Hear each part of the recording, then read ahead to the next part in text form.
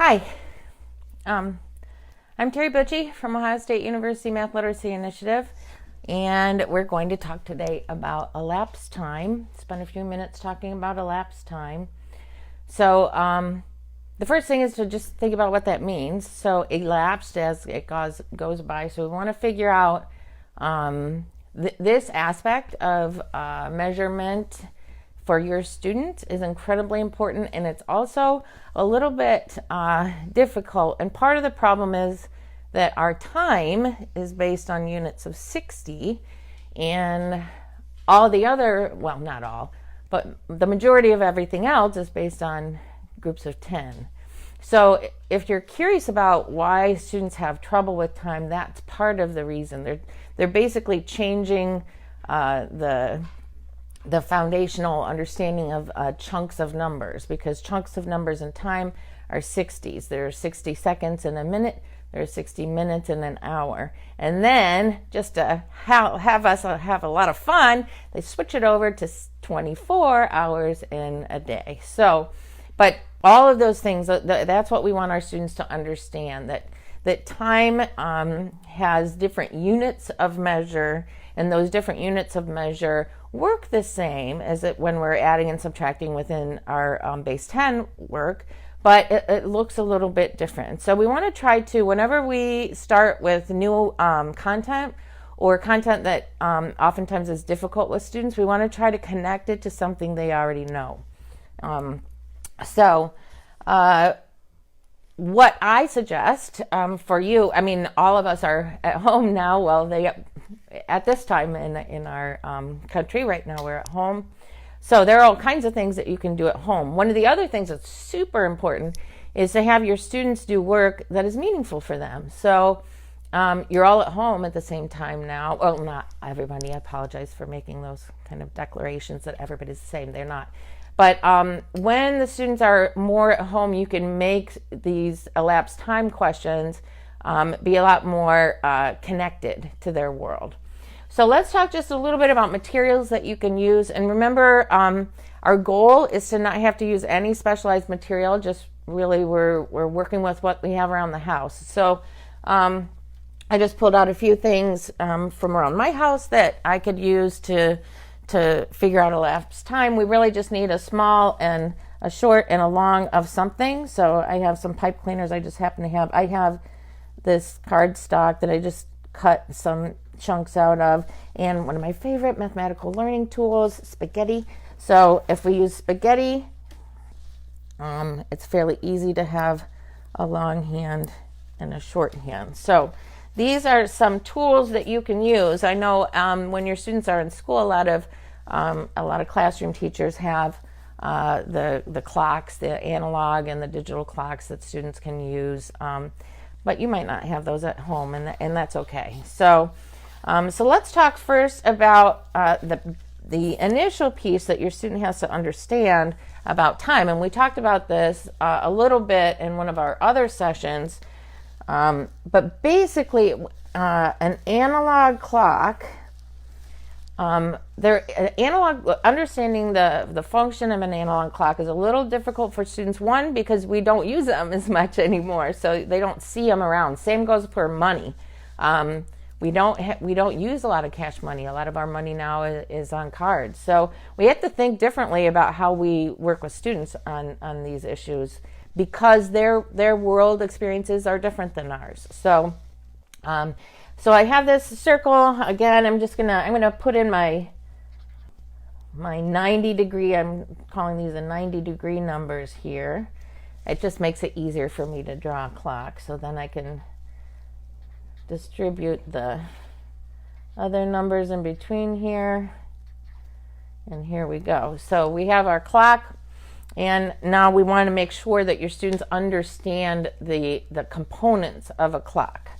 I'm going to use spaghetti. So we have a long hand, which all of you I know probably remember, and that's the minute hand. And then we have our hour hand. So we have a minute hand and an hour hand. So right now, that would say 3 o'clock. So we want to start off easy. You want to start off with connecting work to something a student already feels good about. So you could say to your child or your student, okay, what time did you go to bed last night? I'd like you to show me on the clock what time you went to bed last night. And so your student might go like this and like this. So let's say they went to bed at 8:30, so they do this. So again, we want to start them off on a good note. We want to congratulate them on what they do know. So if we look at this, we know there's a little bit of an error in this, but there's also something that's right. So we want to make sure that when we start talking to our students and asking them questions, not talking, telling, or like demanding, but asking them questions, ask a question that they'll feel good about first. So like, I see you have this minute hand here. Tell me why you put it straight up and down like that. Now, we're not asking it because we don't know the answer to that question. And we're asking it because we want the student to own their ideas. And so we know why it's on the 6th, but we want them to be the mathematician that tells us why it's on the 6th. So, why'd you put it there? Then you want them to explain. You keep your mouth lips tight and just let them talk. Let them explain some things and say, and you can also look at what's called a non-example and say, okay, well, how come you didn't put it to the 5? Now, if you say something like, well, why didn't you put it to the 5? A lot of students will think, oh my goodness, I just made a horrible mistake. It's supposed to be on the 5. Only because we asked that question. But you see, questions like that are really important to get kids to think critically on their own so that they will, when you're not there next time, ask a question like that too of themselves, because that helps them to better understand. So again, let's go back to what the student did. So they put that here, and then so we got that, but then we want to say, okay, no, tell me why that's there. Why did you put that there? And they'll say, well, because I went to bed at 8:30. So what is our comment then? So if they said, well, I went to bed at 8:30, do you say, well, that's not 8:30? No, you don't want to say something like that. You say, well, tell me how you know that says 8:30. And so my guess would be that they would say, well, the shorthand or this hour hand is pointing right at the 8. So we know that it's 8, and then we know that this longhand is the 30 part. So we just know it, mom or dad or grandma or brother, whoever. We just know it. And then you say, okay, well, sometimes when I see a clock, this little hand is not exactly on a number. Now, when it's on it can be on a number, but sometimes it's not exactly pointing to the straight number. Why is that? So you notice how I asked that question. I asked it because I want them to start thinking about why they put it straight on the 8. And so what happens when they try to explain it to you is they'll start saying, well, as they may start saying, well, as this minute hand goes around, its hour hand tells us something too. So while we know that this is 8 o'clock, as this minute hand rolls around down here, does this hand right here stay exactly on the 8? And if they're still not getting it, so we know that within one round, so here's our minute hand. I'm going to play with my minute hand again. So we have this 1 minute hand. We know when that minute hand goes all the way around, something special happens on an analog clock. Something special happens. What is that something special? Forgive the noise. That happens. Well, at the same time, and this is why analog clocks are a little bit difficult for students, because all this stuff is happening at the same time. So at the same time, as this minute hand goes around, this hour hand also goes around, but it only rotates, and you can use words like this, rotates just one of those chunks. So from an 8 to a 9, from a 9 to a 10, and so on. So if this, so you can ask your student, what time is that? Well, that's 8 o'clock. and say, okay, so you told me that when I moved down here, that meant it's 8:30, right? Yeah. So why didn't that one move? So the question is, why didn't that one move? And then they'll look at it and they'll think, they could say, well, it'll move to the 9 once the minute hand goes up to the 12. That's a reasonable response. At least they know it's moving toward that 9. And say, well, okay, well, if it's going to be moving toward that 9 to get to 9 o'clock, once half of this hour is finished, should it be right on the 8? Now, that's a yes or no question. So if they say yes or no, then you always, always, always follow up with why. Always ask why. Whether your child is right or wrong, always ask why. And the reason why we do that is because we want them to justify their response. We want them to be able to talk about and communicate mathematically, and this is one way that they can do it. So encouraging them to kind of think about it. So you break it apart. We know that our hand moves from the 8 to the 9, so we have to ask questions so that they see that and remember it too. So when does this hour hand move? Does it stay on 8 and then just hoop-a-doodle up to the 9 when it's 9 o'clock? No, it moves very slowly. So you can do that with your spaghetti noodle if you want. So if this is halfway through that hour, that means this should be halfway through in between 8 and 9. If this is a quarter of the way around the hour, then this hour hand should be a quarter of the way to 9. So when you break things down like that and look at the connections between them, it really helps your student. So if this is, so now let's look at this minute hand. That is 3/4 of the way around. Then we know that this distance right here between our 8 and a 9, we want to go 3/4. So when you're looking at the fractional part of the circle that the minute hand has gone, we can do the exact same thing.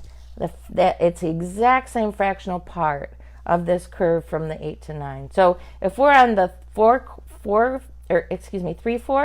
so here's a half. So that's where that hour hand would be if we're halfway around.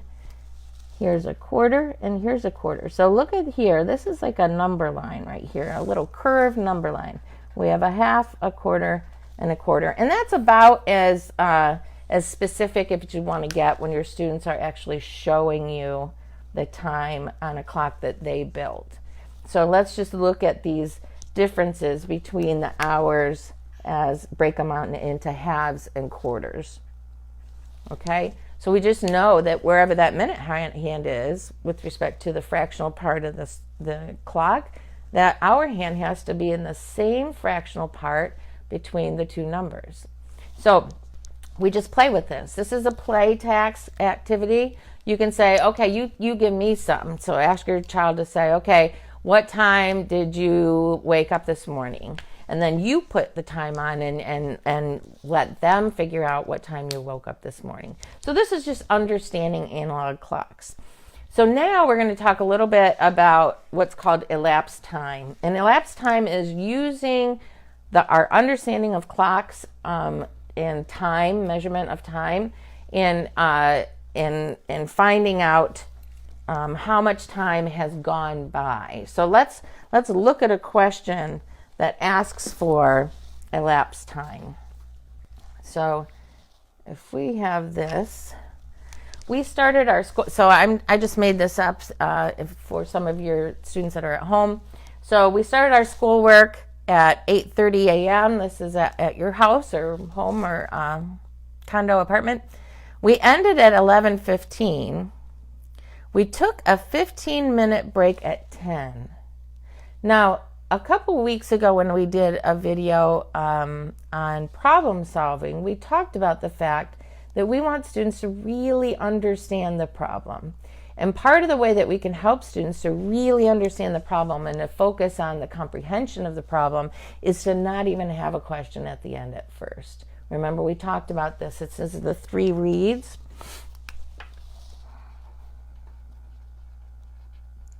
So let's think about that. What is this story about? So what's the story about? And you just ask the question, be quiet, and let the student say, well, it's about me doing my homework or me doing my schoolwork. So it's me doing my schoolwork. Okay, that makes sense. That's what the story's about. All right, so now, what are the quantities and units that are in this story? So we're going to read the story again.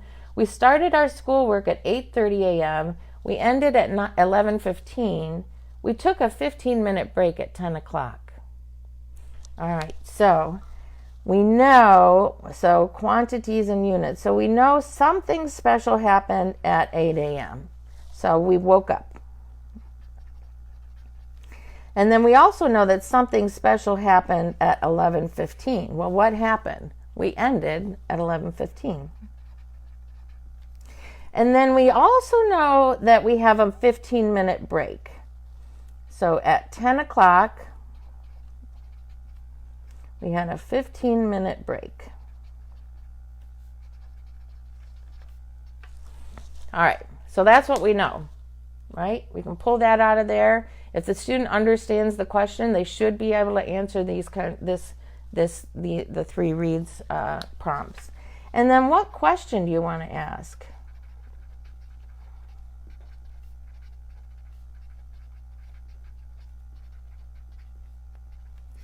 So again, now when we talked about this last time, remember you want them to be able to ask the questions because it's their story. So they might say, well, what kind of homework did I do? Well, that's a question we could ask.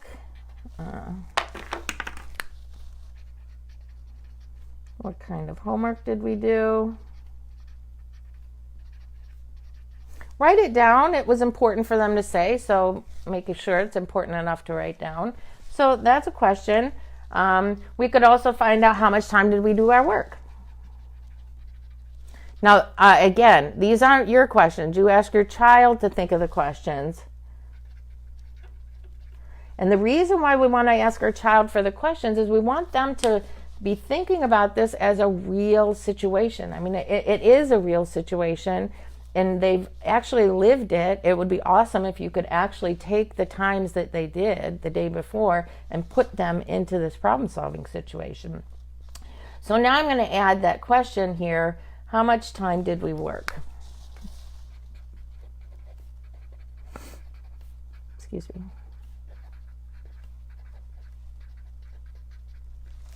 All right, so how much time did we work? And I know a lot of you are like, oh my goodness, this is not just a one-step problem. But that's okay, because we're just going to work through it.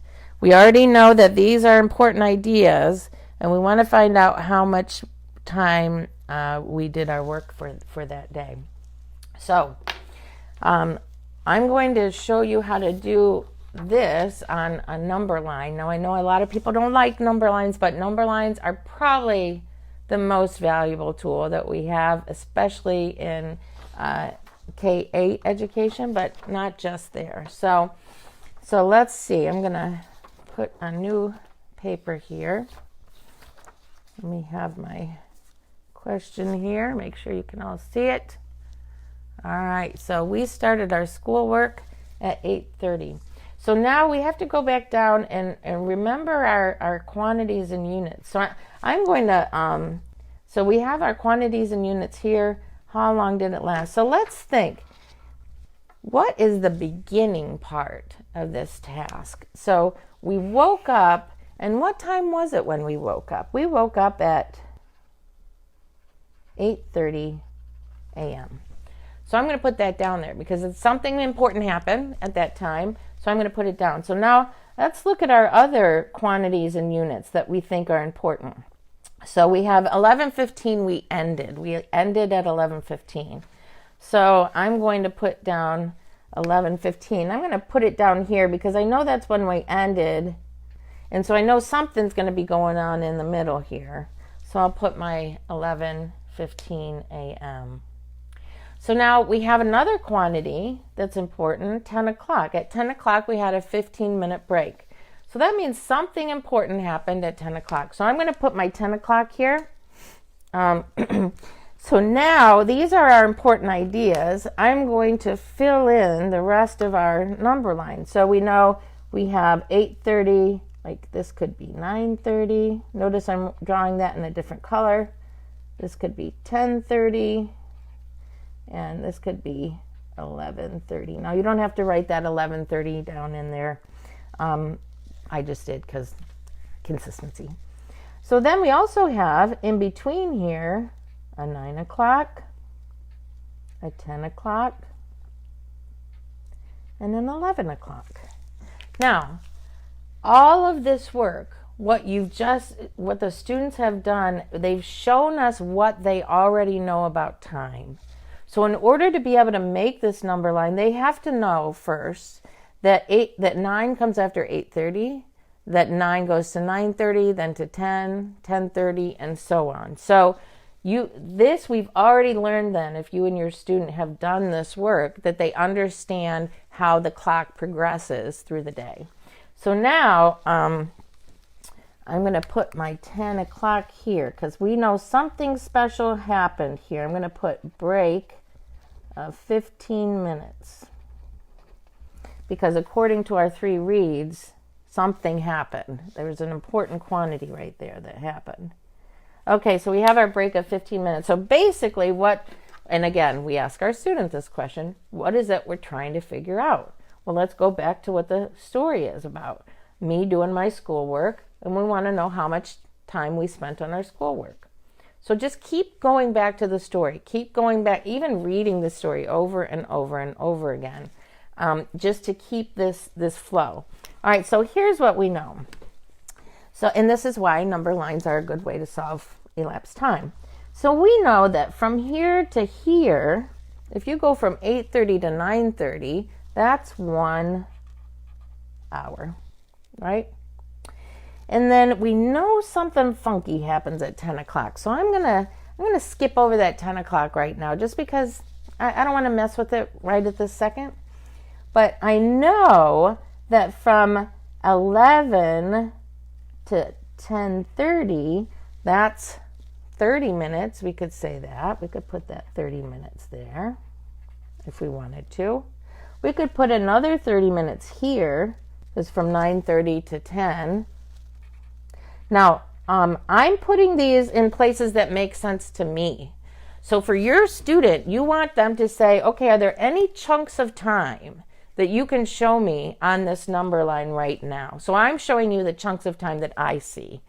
Other students might do it differently, and that's okay. Let them chunk it out however they want.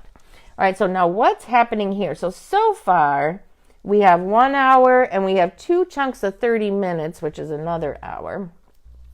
And then we have something, again, remember we said something's happening. Something strange is happening at 10 o'clock.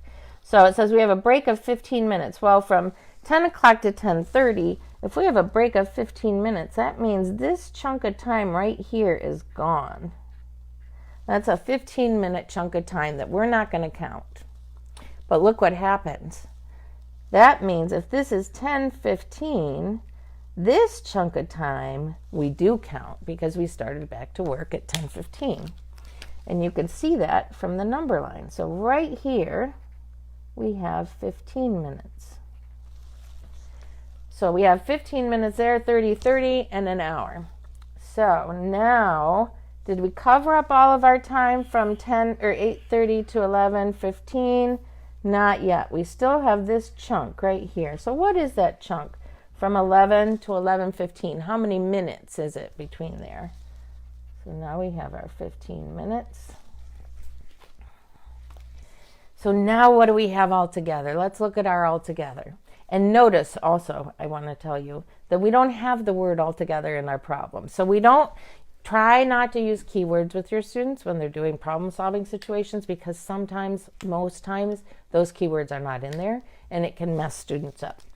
So we've already finished this now. Let's figure out how long we studied for this day. So we have an hour. I'm going to put that down. So 1 hour. And then we're going to have, well, let's look at this. This 30 minutes and 30 minutes, I know that 30 minutes and 30 minutes is an hour. So I'm going to add that to that hour. And then I know that 15 minutes and 15 minutes, that 15 and 15 minutes is 30 minutes. So we have 1 hour, 2 hours, and 30 minutes. 2 hours and 30 minutes.